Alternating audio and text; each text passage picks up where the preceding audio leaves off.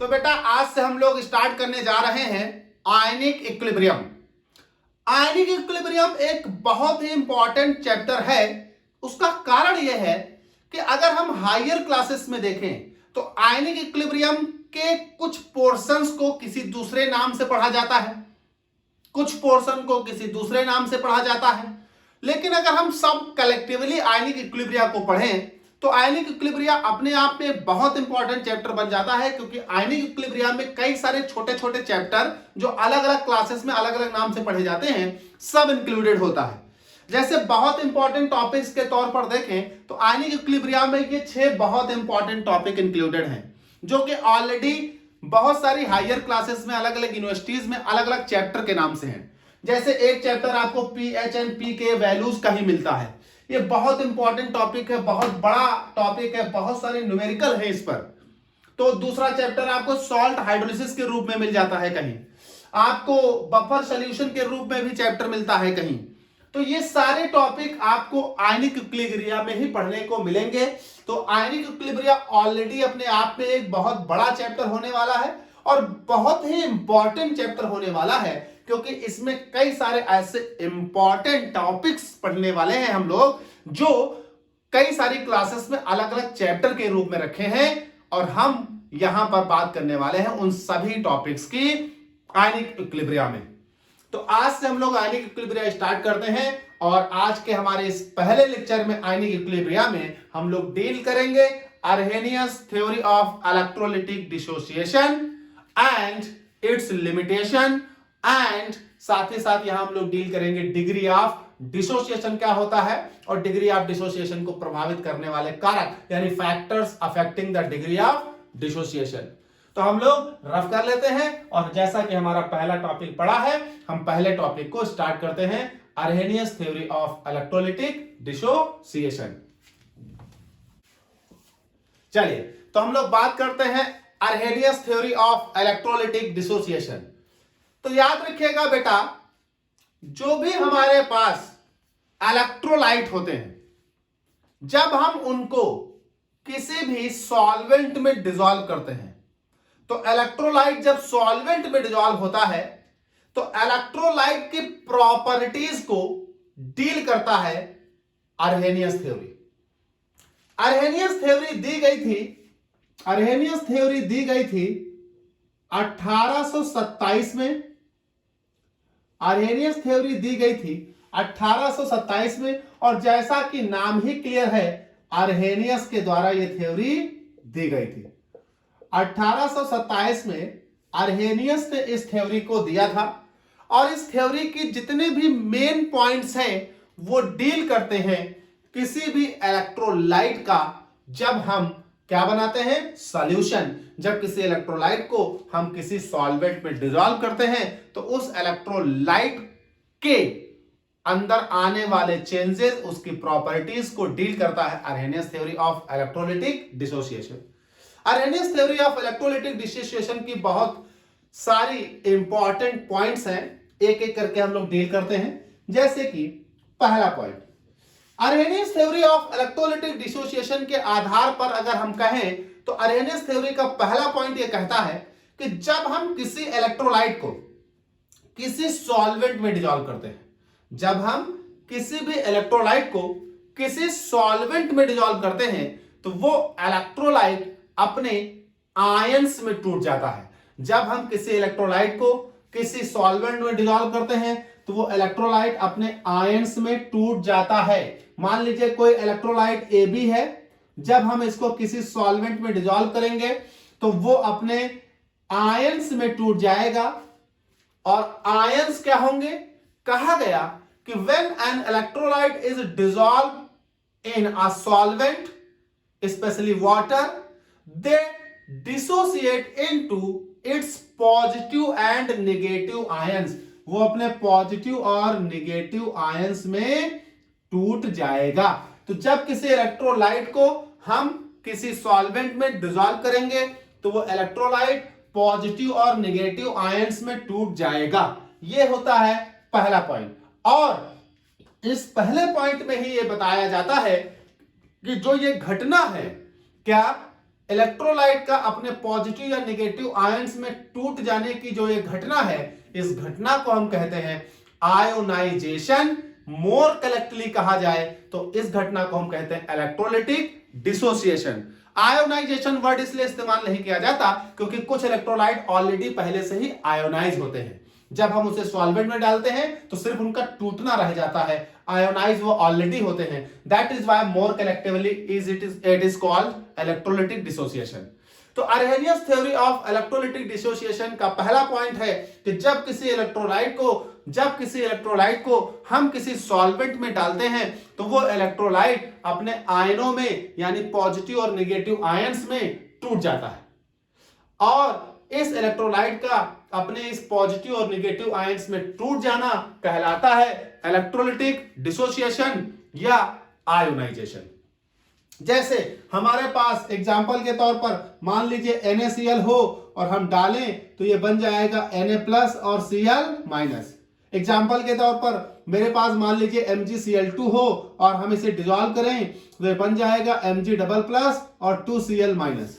Example के तौर पर मान लीजिए मेरे पास AlCl3 है, हम इसे डिसॉल्व करें तो ये बन जाएगा Al++ और 3Cl- एंड सो ऑन। तो जितने भी इलेक्ट्रोलाइट आपके पास हैं, जब आप उन्हें किसी सॉल्वेंट में डालेंगे तो वो अपने पॉजिटिव और नेगेटिव आयंस में टूट जाएंगे और ये घटना कहलाएगी इलेक्ट्रोलाइटिक डिसोसिएशन या आयोनाइजेशन। ये होता है हमारा पहला पॉइंट। देखिए दूसरा पॉइंट क्या कहता है इलेक्ट्रोलाइटिक डिसोसिएशन थ्योरी अरहेनियस का। दूसरा पॉइंट क्या कहता है? दूसरा पॉइंट कहता है कि जब हम उस सॉल्यूशन में, किस सॉल्यूशन में जिसमें आपने इलेक्ट्रोलाइट घोला है, जब हम उस सॉल्यूशन में इलेक्ट्रिसिटी पास करेंगे, जब हम उस सॉल्यूशन में इलेक्ट्रिसिटी पास करेंगे तो ये मान लीजिए आपका एक इलेक्ट्रोलाइटिक सॉल्यूशन है, इसमें आपने एक इलेक्ट्रोलाइट Ab घोल दिया था तो यहां पर A+ बना है और B- बना है। जब आप इस इलेक्ट्रोलाइटिक सॉल्यूशन में इलेक्ट्रिसिटी पास करोगे तो ऑफ कोर्स इसमें इलेक्ट्रोड डालने होंगे, तो ये इलेक्ट्रोड डाल दिया। मान लीजिए इस पर प्लस चार्ज है और मान लीजिए इस पर माइनस चार्ज है। तो जब आप इस इलेक्ट्रोलाइटिक सॉल्यूशन में इलेक्ट्रिसिटी पास करोगे तो कहा गया जो निगेटिव चार्ज आयन है ये वाला, ये अपने से अपोजिट इलेक्ट्रोड यानी पॉजिटिव इलेक्ट्रोड की तरफ भागेगा, और जो ये पॉजिटिव चार्ज आयन है ये अपने से अपोजिट यानी निगेटिव इलेक्ट्रोड की तरफ भागेगा। और निगेटिव आयन पॉजिटिव इलेक्ट्रोड की तरफ जा रहा है और पॉजिटिव इलेक्ट्रोड को कहते हैं एनोड, और पॉजिटिव वाला निगेटिव इलेक्ट्रोड की तरफ जा रहा है और निगेटिव इलेक्ट्रोड को कहते हैं कैथोड। दैट इज वाई जो ये पॉजिटिव आयंस हैं कैथोड की तरफ जा रहे हैं, इसलिए कैथोड की तरफ जाने के कारण हम इन्हें कह रहे हैं कैटायंस। यानी ये positive ions are called cations because they are migrate towards the cathode. Negative ions are called anions because they are migrate towards the anode. तो जो आयन एनोड की तरफ जाएंगे उन्हें हम बोलेंगे एनायंस, और जो आयन कैथोड की तरफ जाएंगे उन्हें हम बोलेंगे कैटायंस। यही वजह है कि जो इलेक्ट्रोलाइटिक डिसोसिएशन हुआ है उस इलेक्ट्रोलाइटिक डिसोसिएशन के बाद जो पॉजिटिव और नेगेटिव आयंस बने हैं उसमें से पॉजिटिव आयन जो हैं वो इलेक्ट्रोलिसिस कराने पर नेगेटिव इलेक्ट्रोड यानी कैथोड की तरफ जाते हैं, इसलिए उन पॉजिटिव आयंस का कैथोड की तरफ माइग्रेट करने के कारण उन पॉजिटिव आयंस को हम कहते हैं cations because they are migrate towards the cathode. और जो नेगेटिव आयंस हैं वो इलेक्ट्रोलिसिस के दौरान एनोड की तरफ जाते हैं because of the opposite charge, तो एनोड की तरफ जाने के कारण इनको हम कहते हैं एनायंस। एक बात और याद रखिएगा कि ये जो कैथोड और एनोड वर्ड है ये इलेक्ट्रोलाइटिक सेल में हो रहा है, it's not the galvanic cell. Galvanic cell की कहानी अलग होती है, आपको इलेक्ट्रोकेमिस्ट्री 2 में मैंने पढ़ाया है। अगर अभी अपलोड नहीं हुए होंगे लेक्चर तो आगे अपलोड होंगे, और नहीं तो आपने कहीं ना कहीं पढ़ा होगा गैल्वेनिक सेल में एनोड और कैथोड का खेल अलग होता है। Galvanic cell, Daniell cell, voltaic cell, this is the electrolytic cell. यहां इलेक्ट्रोलिटिक सेल है, यहां हम बैटरी लगाकर करंट दे रहे हैं, उसमें कैथोड नेगेटिव होता है, एनोड पॉजिटिव होता है। तो डेटा दूसरा पॉइंट ये कहता है कि जब आप इस इलेक्ट्रोलिटिक सॉल्यूशन में करंट पास करोगे तो जो एनायंस हैं, मतलब नेगेटिव आयंस हैं, वो एनोड की तरफ जाएंगे और जो पॉजिटिव आयंस हैं वो कैथोड की तरफ जाएंगे। इसलिए नेगेटिव आयंस को एन आयंस कह रहे हैं क्योंकि they migrate towards the anode, और पॉजिटिव आयंस को कैट आयंस कह रहे हैं because they migrate towards the cathode. ये होता है दूसरा पॉइंट। तीसरी बात इलेक्ट्रोलिटिक डिसोसिएशन यानी अर्हेनियस थ्योरी की तीसरी बात जरा ध्यान से सुनिएगा।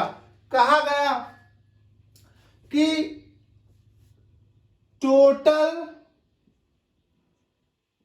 कैटायंस और टोटल एनायंस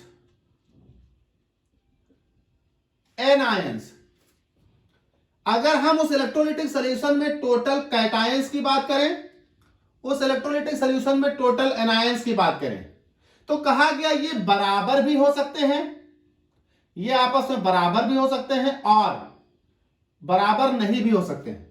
मतलब कैटायंस एनायनों की संख्या कम ज्यादा हो सकती है, नो प्रॉब्लम, लेकिन मुद्दा यहां है, समझिएगा, बट कहा गया total charge carry by cations always equal total charge carry by anions. मतलब किसी इलेक्ट्रोलिटिक सॉल्यूशन में टोटल कैटायन टोटल एनायन आपस में बराबर भी हो सकते हैं और कम ज्यादा भी हो सकते हैं, लेकिन समस्या ये नहीं है, समस्या ये है कि आप इस बात को ध्यान रखिएगा कि total charge carry by cations हमेशा total charge carry by anions के बराबर होगा। मतलब इलेक्ट्रोलिटिक सॉल्यूशन में कैटायनों की संख्या एनायनों की संख्या कम ज्यादा हो सकती है, लेकिन total charge carry by cations total charge carry by anions के बराबर होगा। सर क्या मतलब है इसका? मतलब जरा आप इसको यहां समझिए। जैसे NaCl घोला तो NaCl टूटा तो एक Na प्लस बना और एक Cl माइनस बना, तो देखिए कैटायन और एनायन संख्या में बराबर है। MgCl2 घोला तो एक Mg बना और दो Cl बने, तो कैटायन और एनायनों की संख्या आपस में कम ज्यादा है। लेकिन एक बात गौर करिएगा, Mg के ऊपर कितना प्लस? एक, Na के ऊपर कितना प्लस? एक, और Cl के ऊपर कितना माइनस? एक। Mg के ऊपर कितना प्लस? दो, और Cl पर एक माइनस, तो कितने लोग हैं? दो। Al पर कितने प्लस? तीन। Cl पर भले एक माइनस है लेकिन कितने लोग हैं? तीन। तो आप जरा गौर करिए, आयन कम ज्यादा है, कैटायन एक है एनायन तीन है, तो आयन कम ज्यादा हो सकते हैं। कैटायन एक है एनायन दो है, कैटायन एक है एनायन एक है, तो कहा गया आयन कैटायन और एनायन देखोगे तो बराबर हो सकते हैं, ज्यादा हो सकते हैं। जैसे यहां बराबर है, यहां कम ज्यादा है, यहां कम ज्यादा है, लेकिन अगर चार्ज टू चार्ज देखोगे तो चार्ज ऑलवेज इक्वल होगा। तो यही वजह है कि कैटायंस पर चार्ज एक तो एनायंस पर भी चार्ज एक, कैटायंस पर चार्ज दो तो एनायन पर चार्ज एक था तो दो हो गए, तो नेट चार्ज हो गया टू। कैटायंस पर चार्ज तीन, एनायन पर एक था तो बनते तीन है तो नेट चार्ज हो गया थ्री। यानी total charge carry by cations always equal total charge carry by anions. तो तीसरा पॉइंट ये कहता है कि इलेक्ट्रोलिटिक डिसोसिएशन के बाद जो कैटायन बन रहे हैं या एनायन बन रहे हैं, उन कैटायन या एनायन की संख्या आपस में बराबर हो सकती है, कम ज्यादा हो सकती है, लेकिन एक बात ध्यान रखने वाली है कि total charge carry by the cations is always equal the total charge carry by the anions. यानी कैटायनों के द्वारा टोटल कैरी किया गया चार्ज एनायनों के द्वारा टोटल कैरी किए गए चार्ज के बराबर होगा। तो अगर ऐसा हुआ तो whole of the electrolytic solution is electrically neutral. तो इसका मतलब होगा कि होल इलेक्ट्रोलिटिक सॉल्यूशन कैसा होना चाहिए, इलेक्ट्रिकली न्यूट्रल होगा। ऐसा इसलिए होगा क्योंकि कैटायन और एनायन उसमें क्या है, बराबर हैं। तो whole of the electrolytic solution is electrically neutral. तो 3 पॉइंट मैं आपको फिर से रिपीट किए देता हूं और जो अब मैं बोल रहा हूं उसे आप लिख भी लेंगे। तो देखिए, Arrhenius theory of electrolytic dissociation is given by the Arrhenius in 1827. This theory deal the property of the electrolytes. The main postulates of this theory are as follows. पहला point, when an electrolyte is dissolved in a solvent, they gets dissociation and form positive and negative ions. This phenomena is called electrolytic dissociation or ionization. दूसरा point, on electrolysis the positive charge ion migrate towards the cathode and negative charge ion migrate towards the anode. That is why positive charge ions are called cations and negative charge ions are called anions. तीसरा point, the total number of cations may or may not be equal to the total number of anions in the electrolytic solution, but the total charge carried by the cations is always equal to the total charge carried by the anions. So whole of the electrolytic solution is electrically neutral. चलिए चौथा point बड़ा important है। चौथा point कहता है कि जो electrolyte आपने डिसॉल्व किया है किसी भी सॉल्वेंट में, वो इलेक्ट्रोलाइट पूरी तरह से डिसॉल्व नहीं हुआ होगा। Electrolytes are not completely dissociated. Some of the molecules are dissociated, some of the molecules are present as undissociated molecules. अगर हमारे पास देखा जाए तो इलेक्ट्रोलाइट बेसिकली दो तरह के होते हैं, strong electrolyte, weak electrolyte. Strong electrolyte वो होते हैं जिनको अगर हम सॉल्वेंट में डालें तो डालते ही वो पूरी तौर से अपने आयनों में टूट जाते हैं। वीक इलेक्ट्रोलाइट वो होते हैं जिनको हम सॉल्वेंट में डालते हैं तो वो पार्शियली अपने आयनों में टूटते हैं। तो वीक इलेक्ट्रोलाइट तो ऑलरेडी पार्शियली अपने आयनों में टूटा हुआ, मतलब कुछ टूटा हुआ है, बाकी अनडिसोसिएटेड है। स्ट्रॉन्ग इलेक्ट्रोलाइट डालते ही अपने आयनों में पूरी तौर से टूट जाता है। लेकिन अगर हम इलेक्ट्रोलाइट की प्रॉपर्टीज पर गौर करें तो इलेक्ट्रोलाइट अपने आयनों में टूटते हैं और फिर कंबाइन होते हैं और अनडिसोसिएटेड मॉलिक्यूल्स बना देते हैं। तो चौथा पॉइंट कहता है कि किसी भी समय पर अगर हम इलेक्ट्रोलिटिक सॉल्यूशन का अध्ययन करेंगे तो किसी भी समय पर इलेक्ट्रोलिटिक सॉल्यूशन में सभी इलेक्ट्रोलाइट्स हमेशा डिसोसिएटेड रूप में प्रेजेंट नहीं होंगे। यानी whole of the electrolytic solution are not present in the dissociated form.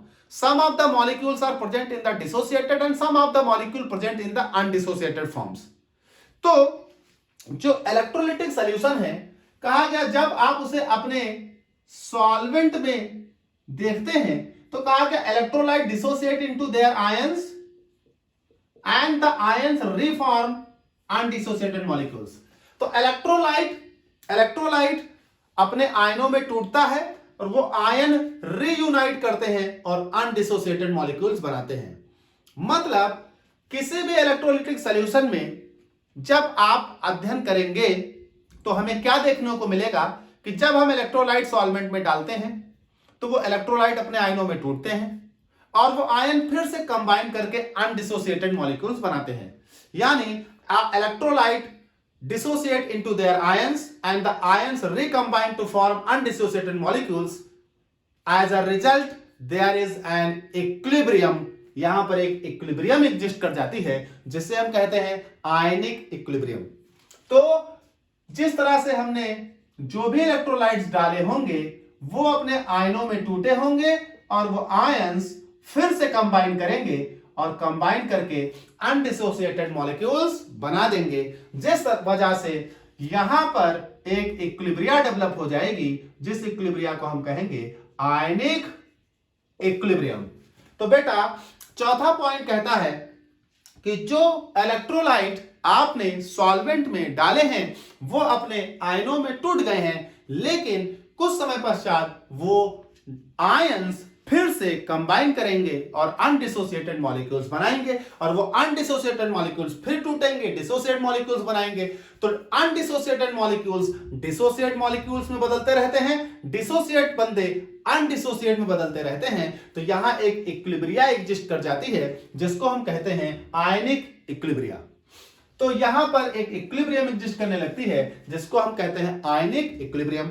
और देखा क्या जाता है कि law of chemical equilibrium is applicable on the ionic equilibrium. और लॉ ऑफ केमिकल इक्विलिब्रियम अगर आयनिक इक्विलिब्रियम पर एप्लीकेबल है तो एक हम जनरल इक्वेशन लिख लें। अगर तो एक जनरल इक्वेशन है हमारे पास AB gives to A plus B minus. तो इस पर अगर हम law of chemical equilibrium apply करें तो according to law of chemical equilibrium क्या होना चाहिए, dissociation constant K equals to होना चाहिए concentration of product upon concentration of reactant. तो ये हमारे पास आयनिक इक्विलिब्रिया मिलेगा। क्या K equals to A plus B minus upon AB, बड़े ब्रैकेट का मतलब है कंसंट्रेशन मतलब एक्टिव मास, जो आपको अभी हम पीछे केमिकल इक्विलिब्रिया में पढ़ा कर आए हैं। केमिकल इक्विलिब्रिया के वीडियोस अपलोड हैं, आप देख लीजिए उन्हें। तो देखिए कहा गया, चौथे पॉइंट में कहा गया कि जब आप इलेक्ट्रोलाइट्स को सॉल्वेंट में डिसॉल्व करते हैं तो इलेक्ट्रोलाइट्स अपने आयनों में टूटते हैं, यानी undissociated electrolyte gets dissociated into their ions, their respective ions, and their ions recombine to form undissociated molecules। ions recombine करके undissociated molecules में रिटर्न बैक करते हैं, जिस वजह से यहां इक्विलिब्रिया एग्जिस्ट करता है। इस इक्विलिब्रिया को हम कहते हैं आयनिक इक्विलिब्रिया। और देखा जाता है कि law of chemical equilibrium is applicable on the ionic equilibrium. That is why we apply the law of chemical equilibrium, and according to law of chemical equilibrium अगर हम जनरल इक्वेशन पर chemical equilibrium अप्लाई करें तो ये क्या बनेगा, K equals to concentration of A plus concentration of B minus upon concentration of AB, जहां पर K क्या है, डिसोसिएशन कांस्टेंट है। तो dissociation constant K equals to this upon this, this is ionic equilibrium. पांचवा पॉइंट बहुत important है, गौर करिएगा। यहां पर हम डिग्री ऑफ डिसोसिएशन की बात करने वाले हैं। कहा गया जब हमारे पास डिसोसिएटेड मॉलिक्यूल्स और अनडिसोसिएटेड मॉलिक्यूल्स दोनों मौजूद हैं, मतलब डिसोसिएटेड आयंस और अनडिसोसिएटेड मॉलिक्यूल्स दोनों मौजूद हैं, तो इसका मतलब यह हुआ कि किसी भी समय पर पूरा का पूरा इलेक्ट्रोलाइट मतलब 100% इलेक्ट्रोलाइट कभी भी डिसोसिएट नहीं होता है। इसका मतलब जब हम इलेक्ट्रोलाइट को सॉल्वेंट में डालते हैं तो 100% इलेक्ट्रोलाइट डिसोसिएट नहीं होता है। कुछ इलेक्ट्रोलाइट डिसोसिएटेड फॉर्म में होता है, कुछ इलेक्ट्रोलाइट अनडिसोसिएटेड फॉर्म में होता है। तो कहा जाता है, पांचवा पॉइंट इलेक्ट्रोलाइटिक थ्योरी का कहता है कि जब आप इलेक्ट्रोलाइट को किसी सॉल्वेंट में डालते हैं तो उसका टोटल अमाउंट नहीं बल्कि फ्रैक्शन ऑफ इलेक्ट्रोलाइट क्या होता है, डिसोसिएट करता है। फ्रैक्शन ऑफ इलेक्ट्रोलाइट का मतलब कुछ ही हिस्सा उसका डिसोसिएट करता है, बाकी क्या रहता है, अनडिसोसिएटेड रहता है। तो यह जानने के लिए कि किसी भी इलेक्ट्रोलाइट को जब हम सॉल्वेंट में डालेंगे तो उसका कितना हिस्सा डिसोसिएट करेगा, यह निकाला जाता है एक फॉर्मूले से जिसको हम कहते हैं डिग्री ऑफ डिसोसिएशन। तो कहा गया कि when an electrolyte is dissolved in the solvent the fraction of electrolyte gets dissociated and the rest of the electrolytes present in the undissociated forms. कितना इलेक्ट्रोलाइट डिसोसिएट हुआ है इसको फाइंड आउट करने के लिए हम लोग एक टर्म इस्तेमाल करते हैं, डिग्री ऑफ डिसोसिएशन. एक टर्म इस्तेमाल करते हैं, डिग्री ऑफ डिसोसिएशन.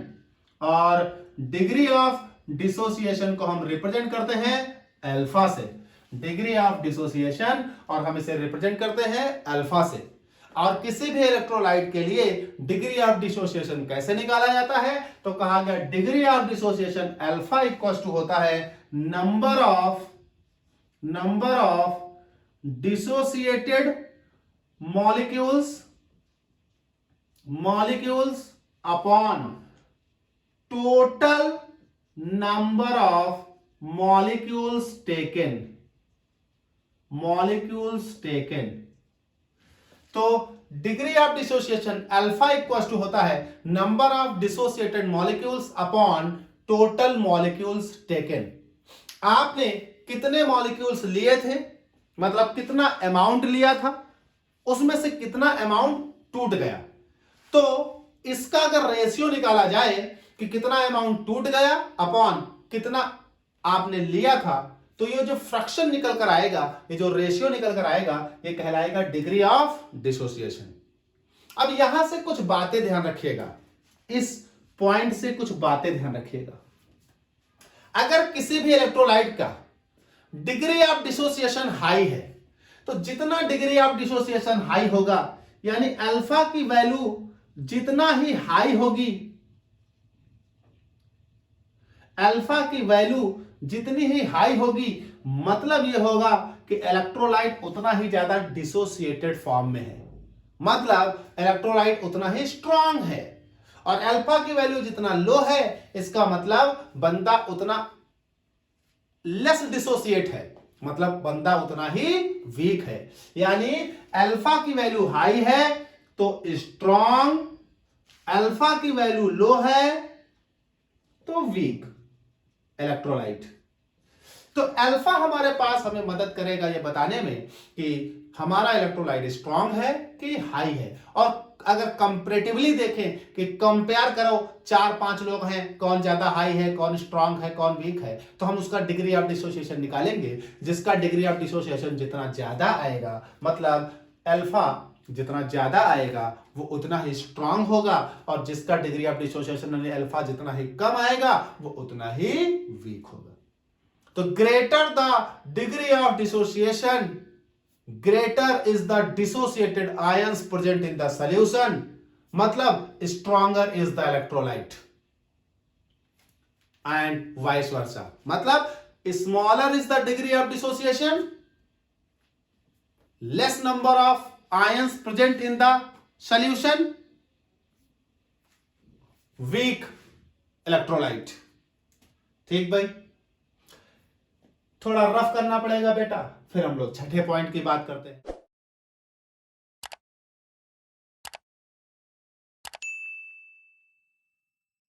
चलिए भाई, तो पांचवे के बाद छठा और सातवां पॉइंट भी डिग्री ऑफ डिसोसिएशन से ही रिलेटेड है.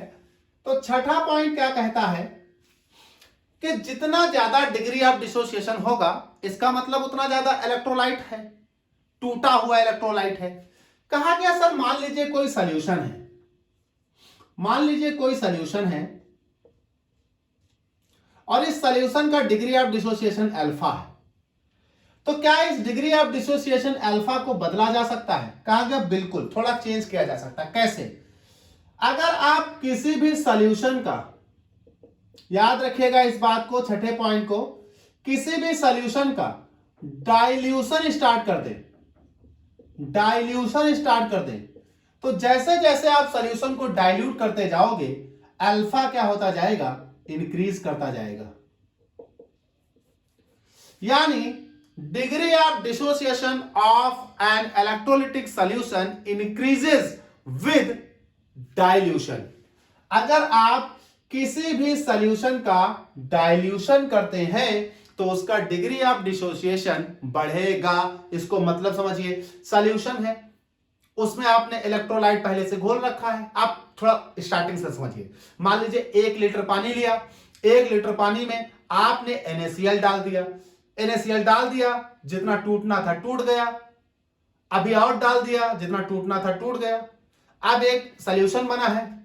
अगर उसमें और पानी मिलाओगे, डाइल्यूशन का मतलब क्या होता है, और ज्यादा सॉल्वेंट, तो जैसे और ज्यादा सॉल्वेंट मिलाओगे तो उस सॉल्वेंट में भी इलेक्ट्रोलाइट के आयंस जाएंगे, तो इलेक्ट्रोलाइट के आयंस ट्रेवल करेंगे, उस सॉल्यूशन का कंसंट्रेशन गिरेगा, और कंसंट्रेशन गिरेगा तो जो रेस्ट ऑफ द इलेक्ट्रोलाइट उसमें अनडिसोसिएटेड है वो भी क्या करने लगेगा, टूटने लगेगा। तो कहा गया कि सॉल्यूशन का अगर डाइल्यूशन किया जाए तो डिग्री ऑफ डिसोसिएशन यानी अल्फा इंक्रीज करता है। तो जरा इस पॉइंट को समझिएगा। कहा गया if solution gets diluted the degree of dissociation gets increases. ठीक भाई, तो कहने का मतलब है degree of dissociation of an electrolytic solution increases with dilution. Dilution का मतलब होता है एक्स्ट्रा आप उसमें सॉल्वेंट मिलाएं। यहां पर 7वां पॉइंट भी डिग्री ऑफ डिसोसिएशन से ही रिलेटेड है। आपने पढ़ा है कि किसी भी इलेक्ट्रोलाइटिक सॉल्यूशन की जो कंडक्टेंस है, इलेक्ट्रोलाइटिक सॉल्यूशन की जो कंडक्टेंस होती है, वो उसके आयनों की संख्या पर डिपेंड करती है, डायरेक्टली प्रोपोर्शनल होती है नंबर ऑफ आयंस के। इलेक्ट्रोलाइटिक सॉल्यूशन की कंडक्टेंस डायरेक्टली प्रोपोर्शनल होती है नंबर ऑफ आयंस के। और आप इस पॉइंट में क्या कह रहे हैं कि जैसे आप डाइल्यूशन करोगे डिग्री ऑफ डिसोसिएशन बढ़ेगा, डिग्री ऑफ डिसोसिएशन बढ़ेगा in the sense number of ions बढ़ेंगे। तो जाहिर सी बात है अगर नंबर ऑफ आयंस बढ़ेंगे तो कंडक्टेंस भी क्या होगा, बढ़ेगा। यानी किसी भी इलेक्ट्रोलाइटिक सॉल्यूशन का कंडक्टेंस जो है वो डायरेक्टली प्रोपोर्शनल है डिग्री ऑफ डिसोसिएशन के, मतलब अल्फा के। किसी भी इलेक्ट्रोलाइटिक सॉल्यूशन का जो कंडक्टेंस है वो सीधा सीधा अल्फा पर डिपेंड कर रहा है। यानी अगर डिग्री ऑफ डिसोसिएशन ज्यादा होगा तो कंडक्टेंस भी ज्यादा होगा। क्यों? क्योंकि डिग्री ऑफ डिसोसिएशन ज्यादा होगा तो बेटा आयनों की संख्या ज्यादा होगी, और आयनों की संख्या ज्यादा होगी तो कंडक्टेंस भी क्या होगा, ज्यादा होगा। तो कहा गया कि greater is the degree of dissociation, greater is the conductance of the electrolytic solution. अच्छा, यही वजह है कि अगर आप इलेक्ट्रोलाइटिक सॉल्यूशन का डाइल्यूशन करें तो कंडक्टेंस बढ़ता है। कारण क्योंकि डाइल्यूशन करने से इलेक्ट्रोलाइट और ज्यादा डिसोसिएट होगा। वीक इलेक्ट्रोलाइट में स्पेशली आपको यह कैरेक्टर दिखाई पड़ता है। स्ट्रॉन्ग इलेक्ट्रोलाइट में इतना ज्यादा प्रभाव नहीं पड़ता क्योंकि स्ट्रॉन्ग इलेक्ट्रोलाइट में ऑलरेडी आयंस मैक्सिमम डिसोसिएट होते हैं, इसलिए वहां पर ज्यादा इसका प्रभाव नहीं पड़ता। पर वीक इलेक्ट्रोलाइट में इट्स अ इंपॉर्टेंट पॉइंट। तो number of ions directly proportional to the degree of dissociation, directly proportional to the conductance. So greater the degree of dissociation, greater the conductance of the electrolytic solution. 8वां point समझिएगा। कहा गया किसी भी electrolyte की जो property होती है, किसी भी इलेक्ट्रोलाइट की जो प्रॉपर्टीज होती हैं, कहा गया किसी भी इलेक्ट्रोलाइट की प्रॉपर्टीज उसके आयनों की प्रॉपर्टीज होती हैं। यानी electrolyte properties are actually the properties of ions,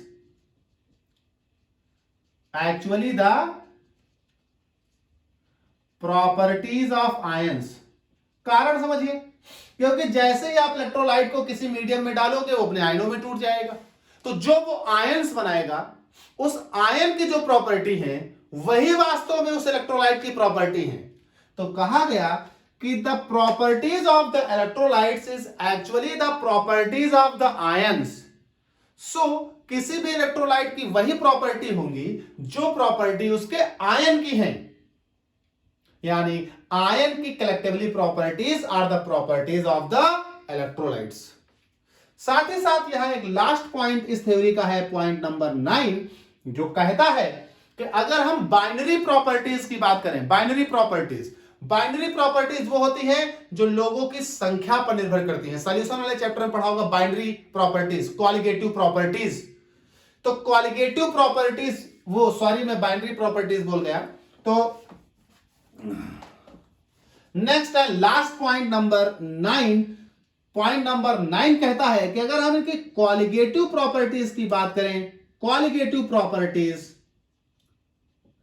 तो किसी भी इलेक्ट्रोलाइट की क्वालिटेटिव प्रॉपर्टीज को अगर हम देखें तो याद रखेंगे कि इलेक्ट्रोलाइट्स में जो बनने वाले आयंस हैं, the ions are individually behave as a molecule. Qualitative properties के दौरान आयंस एक इंडिविजुअल आइडेंटिटी के साथ बिहेव करेंगे। जैसे अगर हम NaCl की क्वालिटेटिव प्रॉपर्टीज की बात करेंगे तो qualitative properties the properties of the substance which depends upon the number of particles और आयंस और एटम्स और molecules.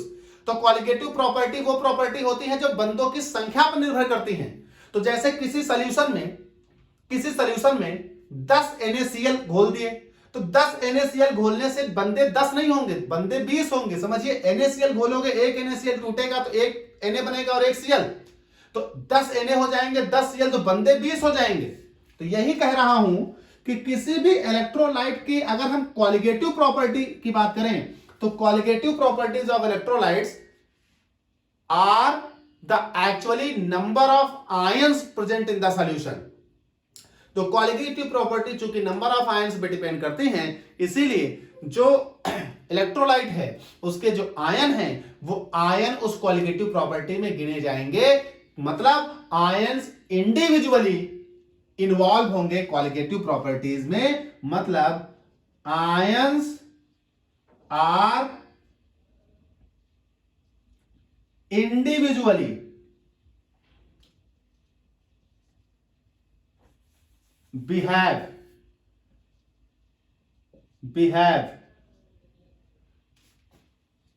as a particle in qualitative properties। तो क्वालिटेटिव प्रॉपर्टीज में आयंस एक इंडिविजुअल पार्टिकल की तरह बिहेव करेंगे। तो आयंस क्वालिटेटिव प्रॉपर्टी के दौरान एक पर्टिकुलर पार्टिकल की तरह बिहेव करेंगे। यानी अगर एक NaCl लो तो क्वालिटेटिव प्रॉपर्टी में एक NaCl नहीं जोड़ोगे, क्योंकि NaCl जैसे आप सॉल्वेंट में डालोगे वहां दो पार्टिकल बन जाएंगे, एक Na+ और एक Cl-। तो Na+ and Cl- behave as a two particle, it's not the one NaCl। तो आयंस जो हैं वो इंडिविजुअल पार्टिकल की तरह बिहेव करते हैं, इसलिए क्वालिटेटिव प्रॉपर्टी के दौरान वो इंडिविजुअली गिने जाएंगे। तो ये हमारे पास होता है अर्हेनियस थ्योरी। जरा हम इनको डिटेल में फिर से बता देते हैं। 3 पॉइंट तक मैं बता चुका हूं कैसे लिखोगे। चौथा पॉइंट कहता है, अगर लिखना कैसे है, चौथा पॉइंट कहता है कि when electrolytes are dissolve in the solvent they gets dissociated and the dissociated ions reform combine to return back the undissociated molecules, and hence there is an equilibrium which is called ionic equilibrium between the dissociated and undissociated molecules. The ionic equilibrium act as a chemical equilibrium, and hence the law of chemical equilibrium is applicable on this ionic equilibrium, and K equals to एक general equation लिखी है। Let us consider a general equation and apply the ionic equilibrium and apply the chemical equilibrium. K equals to this। पांचवा point कहा गया कि when electrolytes are dissolved in the solvent they are dissociated into their ions, but it is observe that the complete dissociation of electrolytes is not done. That means a fraction of electrolyte dissociated in the solvent। तो कितना fraction of electrolyte dissociate हुआ है, मतलब the number of electrolyte dissociate in the ions dissociate in the solution is determined by calculating their degree of dissociation, and the degree of dissociation is given by alpha equals to number of dissociated molecules upon total number of molecules taken. जिसका alpha बहुत ज्यादा, इसका मतलब electrolyte strong, जिसका alpha कम, उसका electrolytic solution वो week. इसी से यहां दो बातें और निकलती हैं कि जब आप किसी भी इलेक्ट्रोलाइटिक सॉल्यूशन का डाइल्यूशन करते हैं, when a electrolytic solution is diluted, the degree of dissociation alpha increases. That means the degree of dissociation alpha is directly proportional to the dilution of the solution. जैसे जैसे आप dilution करोगे degree of dissociation बढ़ेगा। Next point, the conductance of the electrolytic solution is depend upon the number of ions, and the number of ions is depend upon the degree of dissociation. That means greater is the degree of dissociation, greater is the conductance of the electrolytic solution. Next point, the properties of the electrolytes is actually the properties of the ions. तो ion की जो property होती है वही उस electrolyte की property होती है, क्योंकि जैसे ही आप उसे डिसॉल्व करोगे वो इलेक्ट्रोलाइट अपने आयनों में टूट जाता है। And last point, during the qualitative properties the ions are considered as a individual particles, because ions are actually behave as a individual particles during the qualitative properties. तो जो आयंस हैं वो इंडिविजुअल पार्टिकल के दौरान के तरह count किए जाएंगे क्वालिटेटिव प्रॉपर्टीज के दौरान। ठीक है भाई, यहां पर एक बात और आती है, degree of dissociation is an important topic. तो यहां पर हम एक अलग से एक बात आपको समझा रहे हैं कि डिग्री ऑफ डिसोसिएशन को कौन कौन से फैक्टर प्रभावित करेंगे, यानी factors affecting the degree of dissociation. Rough करते हैं, बात करते हैं। चलिए भाई, तो बात कर लेते हैं factors affecting the degree of dissociation. Factors affecting the degree of dissociation, that means alpha. तो फैक्टर्स अफेक्टिंग द अल्फा, देखिए सबसे पहला फैक्टर तो जो इलेक्ट्रोलाइट है उसका खुद का नेचर है। मतलब सबसे पहला फैक्टर है nature of electrolyte. Nature of electrolyte कैसे? देखिए कुछ इलेक्ट्रोलाइट स्ट्रांग होते हैं, कुछ इलेक्ट्रोलाइट वीक होते हैं। स्ट्रांग इलेक्ट्रोलाइट वो होते हैं जो पूरी तौर से अपने आयनों में टूट जाते हैं, वीक इलेक्ट्रोलाइट वो होते हैं जो पार्शियली अपने आयनों में टूटते हैं। तो of course nature of the electrolyte is also depends.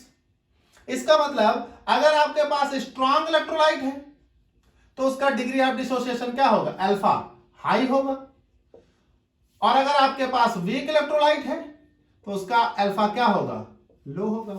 तो सबसे पहला तो आपके पास नेचर ऑफ इलेक्ट्रोलाइट ही अल्फा को प्रभावित कर रहा है। अगर आपके पास स्ट्रांग इलेक्ट्रोलाइट है तो higher the value of alpha होगी, अगर आपके पास वीक इलेक्ट्रोलाइट है तो lower the value of alpha होगी। दूसरा पॉइंट है nature of solvent. Nature of solvent, देखिए आपको मैं कई बार ये बात समझा चुका हूं, बता चुका हूं अलग अलग चैप्टर्स में कि लाइक्स डिसॉल्व लाइक्स, मतलब एक जैसे लोग आपस में डिसॉल्व हो जाते हैं। मतलब पोलर को अगर पोलर में डालो तो डिसॉल्व हो जाएगा, नॉन पोलर को नॉन पोलर में डालो तो डिसॉल्व हो जाएगा। क्योंकि इलेक्ट्रोलाइट जो है वो आयनिक हैं। जो इलेक्ट्रोलाइट हैं वो एक्चुअली आयनिक स्पीसीज हैं। आयनिक स्पीसीज हैं। तो अगर इलेक्ट्रोलाइट आयनिक स्पीसीज हैं तो जरा गौर करिए, अगर आप आयनिक सॉल्वेंट लोगे तो ये ज्यादा तेजी से डिसॉल्व होगा। ज्यादा तेजी से डिसॉल्व होगा तो ज्यादा डिग्री ऑफ डिसोसिएशन होगा। अगर आप नॉन आयनिक सॉल्वेंट लोगे तो लो डिग्री ऑफ डिसोसिएशन होगा। मतलब इलेक्ट्रोलाइट चूंकि आयनिक स्पीसीज है तो अगर आयनिक सॉल्वेंट होगा तो अल्फा क्या होगा? हाई। और वही अगर नॉन आयनिक सॉल्वेंट हुआ, मतलब नॉन पोलर सॉल्वेंट हुआ, नॉन पोलर सॉल्वेंट, तो अल्फा क्या होगा? लो या ना के बराबर। तो बेटा सॉल्वेंट का भी प्रभाव पड़ेगा, यानी जिस नेचर का इलेक्ट्रोलाइट है उसी नेचर का अगर सॉल्वेंट है तो आपस में उनकी सॉल्युबिलिटी ज्यादा होगी, और अगर नेचर बदलता है तो सॉल्युबिलिटी कम होगी। यानी इलेक्ट्रोलाइट चूंकि आयनिक स्पीसीज हैं, मतलब आयनिक सॉल्वेंट में ज्यादा सॉल्युबल होंगे, इसी वजह से इलेक्ट्रोलाइट आयनिक सॉल्वेंट में मोर सॉल्युबल होते हैं, डिग्री ऑफ डिसोसिएशन ज्यादा होता है। और आयनिक सॉल्वेंट सबसे बेहतर सॉल्वेंट है वाटर, इसलिए इलेक्ट्रोलाइट वाटर में सबसे बेहतर सॉल्युबल होते हैं। तीसरा पॉइंट यहां पर टेम्परेचर भी है। टेम्परेचर हमेशा याद रखिएगा, जब जब आप टेम्परेचर बढ़ाएंगे सॉल्युबिलिटी बढ़ती है, तो हमारे यहां इलेक्ट्रोलाइट के लिए डिग्री ऑफ डिसोसिएशन अल्फा बढ़ता है। आप टेम्परेचर बढ़ाओगे अल्फा बढ़ेगा। चौथा यहां फैक्टर है बेटा कंसंट्रेशन। कंसंट्रेशन भी एक इंपॉर्टेंट फैक्टर है। जैसे मान लीजिए 1 लीटर आपके पास 1 लीटर सॉल्वेंट है, इसमें आपने पहले 10 ग्राम इलेक्ट्रोलाइट घोला, इलेक्ट्रोलाइट क्या हो गया, डिसॉल्व हो गया।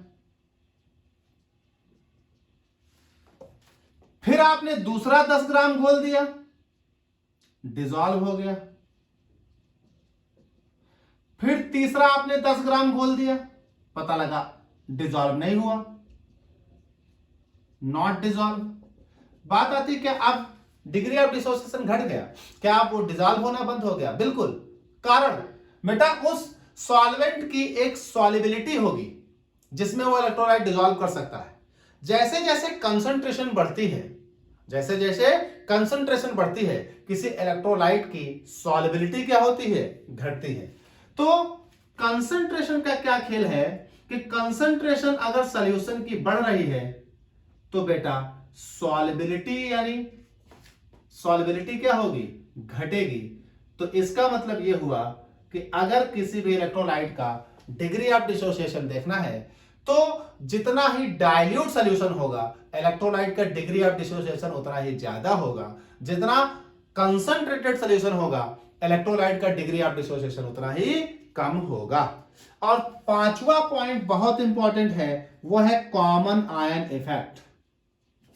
कॉमन आयन इफेक्ट आगे चलकर अभी मैं एक पूरा क्वेश्चन ही पढ़ाऊंगा कॉमन आयन इफेक्ट पर यहां एक बात समझिए। कॉमन आयन इफेक्ट क्या है? अगर किसी भी सॉल्यूशन में मान लीजिए कोई एक आयन A- पहले से ही मौजूद है और आप एक इलेक्ट्रोलाइट ला रहे हो Ha, जिसके टूटने पर बनता है H+ और A-। तो चूंकि हमारे इस इलेक्ट्रोलाइटिक सॉल्यूशन में पहले से ही A- मौजूद है, तो हमेशा ये A- ऐसे इलेक्ट्रोलाइट के डिसोसिएशन को रोकेगा जो क्या बना रहे होंगे, A- बना रहे होंगे। मतलब सॉल्यूशन में मौजूद पहले से ही कुछ आयन उन इलेक्ट्रोलाइट के डिसोसिएशन को अपोज करते हैं जो उनके जैसे ही आयन बनाए, जिसे हम कहते हैं कॉमन आयन इफेक्ट। तो अगर किसी भी सॉल्यूशन में कोई आयन पहले से मौजूद है और आप एक ऐसा इलेक्ट्रोलाइट ला रहे हो जो इलेक्ट्रोलाइट उसी तरह के आयन्स बना रहा है, तो पहले से मौजूद आयन उस इलेक्ट्रोलाइट जो कि आप घोल रहे हो उसके डिसोसिएशन को अपोज करेंगे, सप्रेस करेंगे। इसलिए कॉमन आयन इफेक्ट के कारण डिग्री ऑफ डिसोसिएशन घटेगा। कॉमन आयन अपने जैसे बनने वाले आयनों को अपोज करेंगे, सप्रेस करेंगे, जिसकी वजह से वो उसे टूटने नहीं देंगे, जिस वजह से डिग्री ऑफ डिसोसिएशन घट जाएगा। तो कितने फैक्टर हैं? 5 फैक्टर हैं, फिर से समझ लें। फैक्टर अफेक्टिंग द अल्फा, पहला नेचर ऑफ द इलेक्ट्रोलाइट, कहा गया nature of the electrolytes affect the degree of dissociation.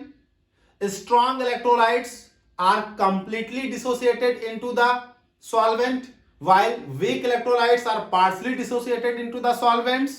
That means greater the degree of dissociation depends upon the nature of the electrolyte.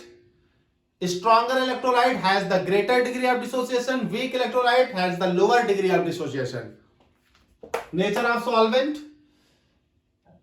since alike dissolve in like, मतलब एक जैसे लोग एक जैसे ही solvent में dissolve होते हैं। सॉल्वेंट और सॉल्यूट अगर एक जैसे हो तो आसानी से डिसॉल्व होते हैं। चूंकि इलेक्ट्रोलाइट आयनिक स्पीसीज है, इसलिए अगर सॉल्वेंट आयनिक स्पीसीज होगा, आयनिक सॉल्वेंट होगा तो बेहतर डिसॉल्व करेगा, मतलब डिग्री ऑफ डिसोसिएशन हाई होगा अगर आप इलेक्ट्रोलाइट को आयनिक सॉल्वेंट में डिसॉल्व करें, डिग्री ऑफ डिसोसिएशन लो होगा अगर आप इलेक्ट्रोलाइट को नॉन आयनिक सॉल्वेंट यानी नॉन पोलर में डिसॉल्व करते हैं। तीसरा है टेम्परेचर। चूंकि टेम्परेचर आप किसी सिस्टम को दें तो टेम्परेचर के देने से सॉल्युबिलिटी बढ़ती है, मतलब dissociating power of the electrolyte बढ़ता है, मतलब ग्रेटर द टेम्परेचर, जितना ही टेम्परेचर आप हाई करोगे इलेक्ट्रोलाइटिक डिसोसिएशन उतना ही ज्यादा होगा, मतलब डिग्री ऑफ डिसोसिएशन ज्यादा होगा, मतलब degree of dissociation increases with increase the temperature. Next point, concentration. आप सॉल्यूशन में जिसमें इलेक्ट्रोलाइट घोल रहे हो अगर वो पहले से ही बहुत कंसंट्रेटेड है तो आप उसमें जब इलेक्ट्रोलाइट घोलोगे तो इलेक्ट्रोलाइट अपने आयनों में नहीं टूटेगा, बहुत कम टूटेगा। अगर सॉल्यूशन डाइल्यूट है और आप इलेक्ट्रोलाइट घोल रहे हो तो इलेक्ट्रोलाइट अपने आयनों में अच्छे से टूटेगा, मतलब जितना ज्यादा कंसंट्रेशन उतना लो डिग्री ऑफ डिसोसिएशन, जितना लो कंसंट्रेशन उतना हाई डिग्री ऑफ डिसोसिएशन।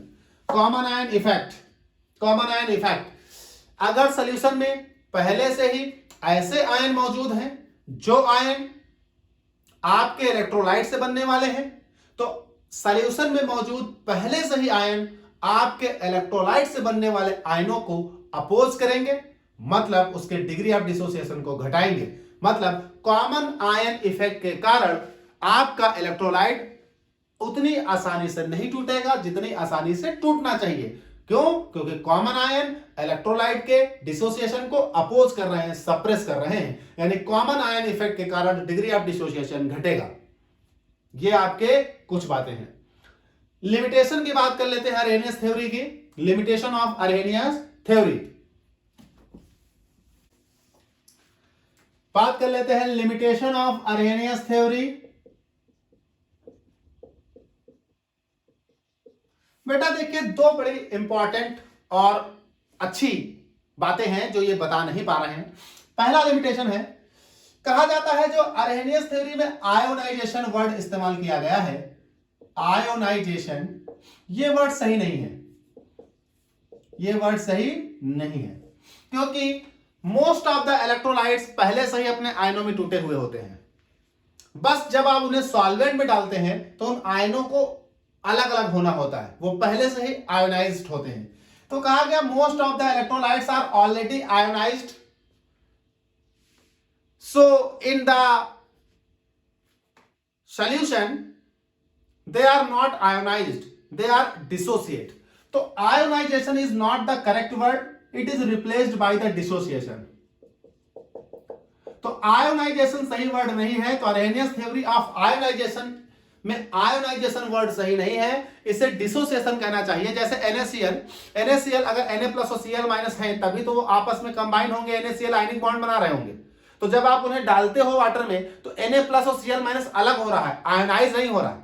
ऐसा नहीं कि Na जो है वो वाटर में डालने पर Na प्लस बन रहा है, नहीं, वो Na प्लस और Cl माइनस पहले से ही है उस सॉल्ट में। They are ionised, when they are dissolve in the solvent they are dissociated। तो कहा गया कि in the Arrhenius theory the word ionization is not correct because the electrolytes are already present in the ionized form, actually they are dissociate when they dissolve in the solvent, so dissociation word is more correctly used over the ionization। तो पहला limitation यही है कि ionisation word ना इस्तेमाल करके dissociation word इस्तेमाल किया जाए। और दूसरा पॉइंट बड़ा ध्यान से समझिए कि ये थ्योरी फेल हो रही है, fails on strong electrolyte, strong electrolyte, क्योंकि स्ट्रॉन्ग इलेक्ट्रोलाइट में तो पहले से ही इलेक्ट्रोलाइट पूरी तौर से अपने आयनों में टूट जाता है, और अगर इलेक्ट्रोलाइट पूरी तौर से अपने आयनों में टूट गया है तो Arrhenius theory of electrolytic dissociation के अनुसार डिग्री ऑफ डिसोसिएशन अल्फा का कोई मतलब ही नहीं है। फिर तो अल्फा कैसे डिटरमाइन करेंगे? अल्फा तो 100% आएगा। तो this theory is not applicable on the strong electrolyte, मतलब पीछे की पढ़ाई गई सभी बातें वीक इलेक्ट्रोलाइट पर परफेक्ट है पर स्ट्रॉन्ग इलेक्ट्रोलाइट पर एप्लीकेबल नहीं होती है जब उसे प्रैक्टिकली देखा जाता है। तो Arrhenius theory of electrolytic dissociation is good for the weak electrolyte but not applicable on the strong electrolytes। तो ये आपका होता है RNS theory of electrolytic dissociation. इसी आधार पर हम लोग अगले टॉपिक यानी नेक्स्ट पार्ट 2 में बात करेंगे ओस्टवाल्ड डाइल्यूशन लॉ की। बहुत इंपॉर्टेंट टॉपिक है।